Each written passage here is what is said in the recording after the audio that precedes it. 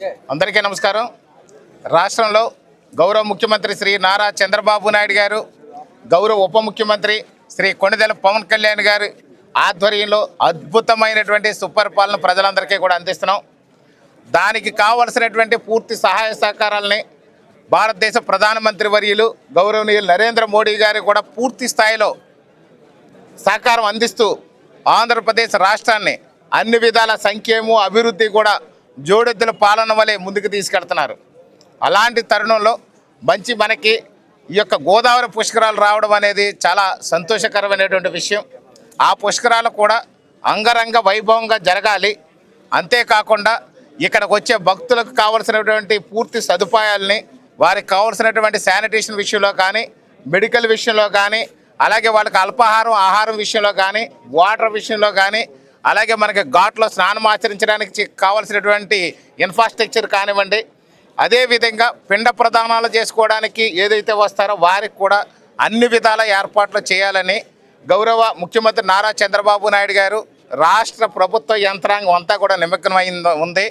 దానిలో భాగంగా మొన్న వారం రోజుల కిందట మనకి ఉప ముఖ్యమంత్రి వర్యులు శ్రీ కొణిదెల పవన్ కళ్యాణ్ గారు రాజమండ్రి విచ్చేయడం, గోదావరి నదీ జలాల్లో కలుషితమైనటువంటి వాటర్ అంతా కలవడం, ఫ్యాక్టరీలు వ్యర్థ పదార్థాలు కూడా అందులో కలవడం, దానివల్ల పొల్యూషన్ అవుతుందనే విషయం కూడా వారు గుర్తించి ఖచ్చితంగా ఈ గోదావరి నది పరివాహక ప్రాంతంలో ఉన్నటువంటి 6 జిల్లాలకు సంబంధించినటువంటి ఈ పొల్యూషన్ అంతా కూడా దాన్ని ఫిల్టర్ చేయాలి, దాని ప్రక్షాళన జరగాలని చెప్పి 100 కోట్ల రూపాయల నిధులను వారు కేటాయించడం కూడా జరిగింది.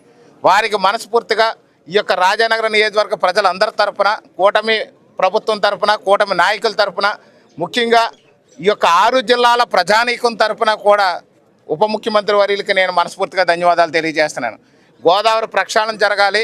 ఆ యొక్క గోదావరి ప్రక్షాళన జరిగిన దాంట్లో పుణ్య పుష్కరాలు ఆచరించాలి.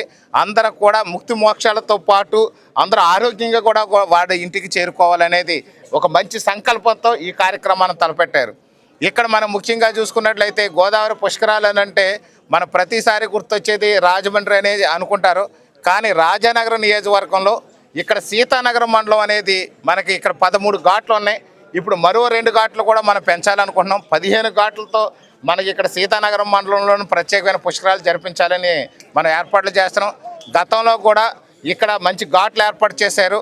ఈ యొక్క పుష్కరాల నిమిత్తం కూడా అద్భుతమైన ఘాట్లు తీర్చిదిద్దాలని మన మునుకోడల్లో ఉన్నటువంటి చారిత్రాత్మకమైనటువంటి ఈ ఘాట్ని మనకి ఆదర్శ ఘాటుగా తీర్చిదిద్దాలి, ఒక మోడల్ ఘాటుగా తీర్చిదిద్దాలని పవన్ కళ్యాణ్ గారి సంకల్పం మేరకు ఈ రోజున మునుకోడల్లో ఉన్నటువంటి ఘాట్ని మేమందరం కూడా తెలుగుదేశం, జనసేన, భారతీయ జనతా పార్టీ నాయకులు, అధికారులతో కలిసి ఈరోజు సందర్శించి దీని ప్లానింగ్ ఏ విధంగా ఉండాలనేది చూసాం.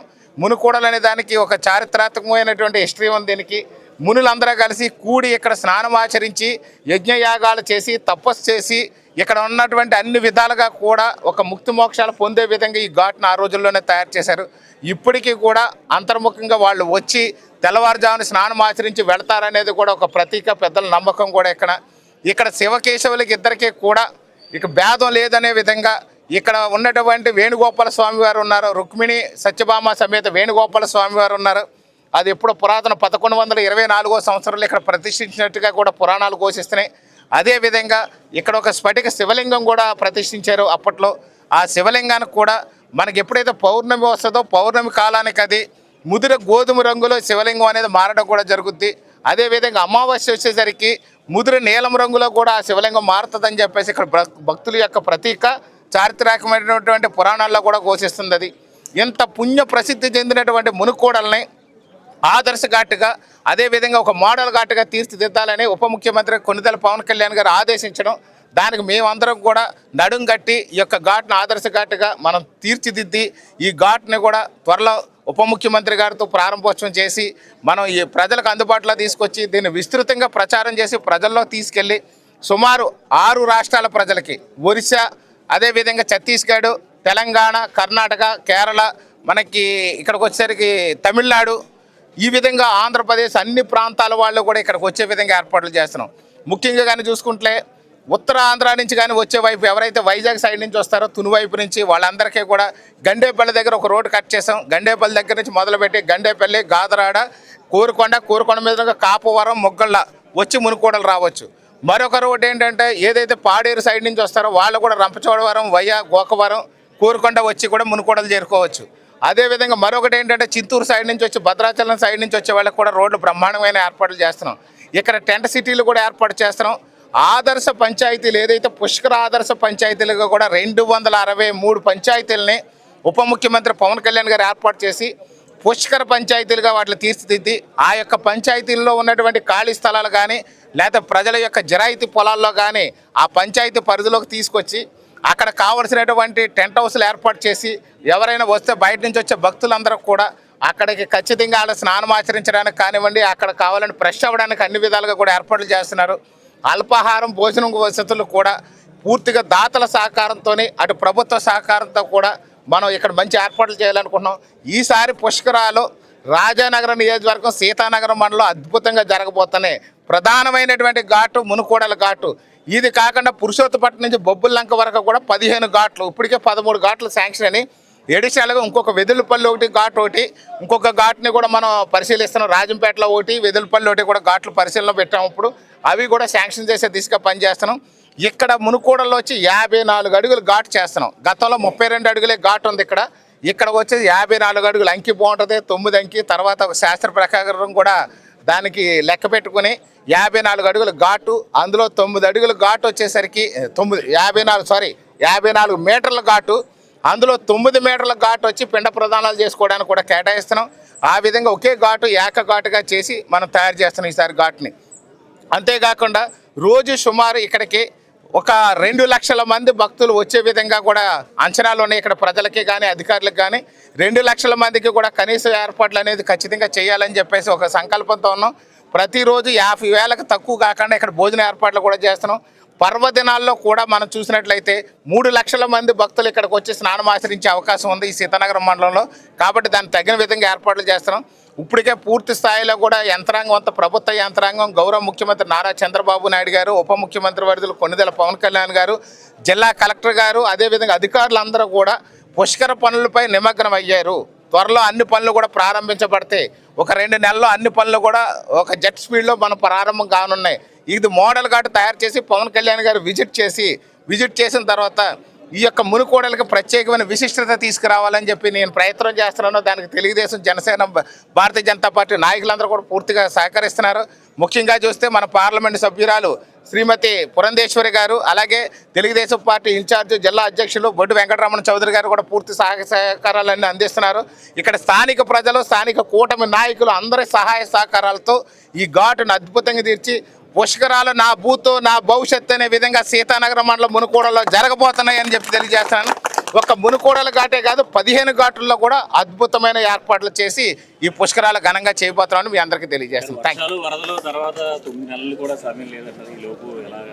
ఖచ్చితంగా ఇప్పుడు ఏదైతే పవన్ కళ్యాణ్ గారు మొన్న వచ్చిన తర్వాత కూడా మీరు అడిగిన ప్రశ్న కూడా వారు కూడా అధికారులను అడిగారు. ఏదేమైనప్పటికీ కూడా ప్రభుత్వం, ముఖ్యమంత్రి గారు, ఉప ముఖ్యమంత్రి గారు, యంత్రాంగం అంతా కూడా సంక్షేమ పథకాలు ఎలా అమలు చేయాలి, రాష్ట్రాన్ని ఎలా అభివృద్ధి చేయాలి, గుంతలు లేని రోడ్లు ఏ విధంగా మనం తీర్చిదిద్దాలనే దాని మీద ఇప్పటివరకు నిమగ్నం అవడం వల్ల ఆ పనులన్నీ చేసుకుంటూ వస్తున్నారు మరో పక్కనే. కాబట్టి ఈసారి మరో పక్క ఏం చేస్తారంటే ఈ పుష్కర పనుల మీద కూడా దృష్టి సారించి ఇక మీదట పుష్కర పనులు కూడా జెట్ స్పీడ్లో నడిపించి, నిన్న కూడా ముఖ్యమంత్రి గారు రివ్యూ జరిగింది. కలెక్టర్ గారు గత 2 నెలలు కూడా స్టెప్ బై స్టెప్ బాగా తీసుకుని రివ్యూలు పెట్టి ఎక్కడెక్కడ ఏం చేయాలి, ఉన్న బడ్జెట్ని ఎక్కడెక్కడ ఎలకేషన్ చేయాలి, ప్రయారిటీ చూసుకుని శాంక్షన్ చేస్తున్నారు. ఇప్పటికే 48 కోట్ల రూపాయల R&B రోడ్డుకి కూడా మాకు శాంక్షన్ అయింది. అలాగే పంచాయతీరాజ్లో కూడా జిల్లా వ్యాప్తంగా 300 కోట్ల రూపాయలు పెట్టారు. దీనికి ప్రతి డిపార్ట్మెంట్ కూడా ఎక్సర్సైజ్ జరుగుతుంది. ఫైనల్గా బడ్జెట్ ఎలకేషన్ అనేది జూలై లోపు జరుగుతుంది. ఆగస్టు కల్లా పనులన్నీ జెట్ స్పీడ్లో మొదలవుతాయని మీ అందరికీ తెలియజేస్తాను. సుమారుగా 1 కోటి రూపాయలు ఖర్చు అవుతాయి. ఘాట్ అభివృద్ధికి అంతా కూడా కలెక్టర్ గారి దగ్గర పెట్టి, అలాగే ఉప ముఖ్యమంత్రి వారికి కూడా తీసుకుని వెళ్ళి ఇమీడియట్గా ఒక వారం రోజుల లోపల పనులు మొదలుపెట్టి ఘాట్లు మోడల్ ఘాట్గా మేము తీర్చిదిద్దాం.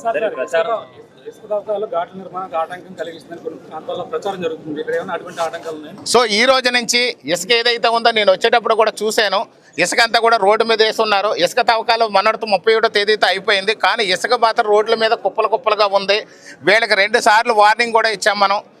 ఎలాగంటే ఇసుక కాంట్రాక్టర్లు అందరూ కూడా పిలిచి MRO ఆఫీసులో కూడా మనం మీటింగ్ పెట్టాము. మీటింగ్ పెట్టి వాళ్ళకి డైరెక్ట్గా చెప్పాము, ఇక్కడ ఇసుక అనేది ఓవర్లోడ్ వేయొద్దు, అలాగే స్పీడ్ తగ్గించాలి. మూడోది ఇసుక రోడ్డు మీద ఓవర్లోడ్ ఎక్కువ వేయడం వల్ల ఇసుక కింద కారిపోయి రోడ్డు మీద అడ్డంగా ఉంది, క్లీన్ చేయండి అని 2 సార్లు చెప్పాను. ఈవేళ కూడా ఫైనల్గా రోడ్లు క్లీన్ చేసే వరకు కూడా ఇసుక ర్యాంపుల్ని, ఇసుక ఏదైతే స్టాక్ ఉందో స్టాక్ నుంచి కూడా ఇసుక తీయకుండా ఉండే విధంగా గౌరవ కలెక్టర్ గారికి, మైనింగ్ డిపార్ట్మెంట్కి, ఎంఆర్ఓ గారికి కూడా ఇప్పుడు నేను తెలియజేస్తున్నాను. ఏదైతే ఈ యొక్క వాళ్ళ స్టాక్ యార్డ్ పెట్టుకున్నారో స్టాక్ యార్డ్ నుంచి రోడ్లు క్లీన్ చేసే వరకు ఎవ్వరూ కూడా ఒక లారీ కూడా వెళ్ళకుండా ఈ రోజు నుంచి ఆఫ్ చేసేస్తున్నాం. పవన్ కళ్యాణ్ గారు దీని గురించి ప్రత్యేక దృష్టి పెట్టడానికి కారణం ఏంటి? మునుకోడల విశిష్టత అనేది వారి దృష్టికి నేను తీసుకెళ్లాను. మునుకోడలు ఏదైతే ఉందో దీని యొక్క పురాణ గాథ, ఇక్కడ హిస్టరీ ఏదైతే ఉందో ఈ మునుకోడల విశిష్టత అనేది పూర్తి స్థాయిలో వారి దృష్టిలో పెట్టినప్పుడు మోడల్ ఘాట్ చేయమన్నారు. అదేవిధంగా ఇక్కడ మనం చూస్తే వెంకటనగరం దగ్గర కూడా ఒక ఘాట్ చేయమన్నారు. దాంతోపాటు మాకు ముందు కావాలి, నాకు ఈ ఘాట్ అనేది దీని విశిష్టత ఇది, మిగతా వాటికి చరిత్ర ఏమీ లేదు, దీనికి మాత్రం ప్రత్యేకమైన చరిత్ర ఉంది. ఎందుకంటే ఈ సీతానగరం అనే ప్రాంతానికి కూడా ఈ యొక్క త్రేతాయుగంలో సీతాదేవి, రాముల వారు, లక్ష్మణుడు కలిసి ఇక్కడికి విచ్చేసినప్పుడు ఈ ఘాట్లో స్నానం ఆచరించారు. అప్పుడు సీతాదేవి స్నానం ఆచరించారు కాబట్టి ఈ ప్రాంతానికి సీత అనే నామకరణం వచ్చి కాలక్రమేణా సీతానగరంగా మారి ఈ ప్రాంతం అంతా సీతానగరం అంటారు. అందుకే సీతాదేవి ఇక్కడ నడివాడింది కాబట్టి ఇక్కడ పంటలు, పాడి పంటలు అన్నీ కూడా అద్భుతంగా ఉంటాయి. కాబట్టి ఇక్కడ సీతానగరం ఈ విశిష్టత కూడా పవన్ కళ్యాణ్ గారు తెలియజేయడం జరిగింది. మీరు కావాలంటే చెక్ చేయండి, మిగతా మండలాలతో పోల్చుకుంటే సీతానగరం మండలం అనేది 40 ఏళ్ల కిందటే సక్సెస్ అయిన మండలం. ఎందుకంటే పాడి పంటలు ఉంటాయి, ఇక్కడ పాడి పరిశ్రమ ఎక్కువ, పంటలు బాగా పండుతాయి, పుష్కలంగా ధనధాన్యాలన్నీ కూడా ఇక్కడ అందరూ తొలుగుతూ ఉంటారు ఇక్కడ. కాబట్టి సీతాదేవి అడుగులు పెట్టింది కాబట్టి ఇక్కడ ఉంది కాబట్టి ఈ ప్రాంతానికి సీతానగరం పేరు వచ్చింది. కాబట్టి అదొక విశిష్టత. మునులు స్నానం ఆచరించడం, మునులు తపస్సు చేయడం అనేది మరొక విశిష్టత. ఈ 2 విశిష్టతలు పవన్ కళ్యాణ్ గారు దృష్టిలో పెట్టినప్పుడు ఇది మోడల్ గార్డ్గా చేయమన్నారు. అంటే దేనికి పోటీ కాదు, దేనికి ఏది పోటీ కాదు. చంద్రుడి యొక్క శక్తి చంద్రుడిది, సూర్యుడి యొక్క శక్తి సూర్యుడిది. ముఖ్యంగా ఒక విషయం చెప్పాలి మీ అందరికీ కూడా, మీరు అడిగారు కాబట్టి చెప్తున్నాను. స్వార్థం అనేది రాజానగరం నియోజకవర్గ ఎమ్మెల్యేగా నాకు కొంచెం స్వార్థం ఉంటుంది, నా ప్రాంతం అభివృద్ధి చెందాలని. ఆ స్వార్థంతోనే నేను ఉంటాను. అయితే ఇక్కడ ప్రజలకి కూడా నేను అప్పీల్ చేసేది ఏంటంటే, ఈ యొక్క గోదావరమ్మ పుట్టిన దగ్గర నుంచి మన ఇక్కడ వరకు వస్తే సీతానగరం మండలంలో ప్రవహించేటప్పుడు ఏదైతే మనకి 18 కిలోమీటర్స్ ఈ దారి ఉందో ఈ యొక్క 18 కిలోమీటర్లో ఎక్కడ పొల్యూషన్ కలవట్లేదు. స్వచ్ఛమైన గోదావరమ్మ నీటిలో స్నానం చేయాలంటే రాజానగరం నియోజకవర్గం సీతానగరం మండలంలో ఉన్నటువంటి 15 ఘాట్లు ఏ ఘాట్లో స్నానం చేసినా పుణ్యం వేస్తుంది. వ్యర్థాలు కలిసిన తర్వాత స్నానం చేస్తారు అనే దానికి అది ప్రత్యేకమైన ఇష్యూ. నా స్వార్థం మాత్రం రాజానగరం నియోజకవర్గం సీతానగరం మండలంలో ఉన్నటువంటి 15 ఘాట్లో స్నానం ఆచరించండి, ఆరోగ్యంగా ఉండండి, ముక్తి మోక్షాలకి ప్రాప్తులు కండి అని చెప్పి అందరికీ నేను రిక్వెస్ట్ చేసుకున్నాను. Thank you.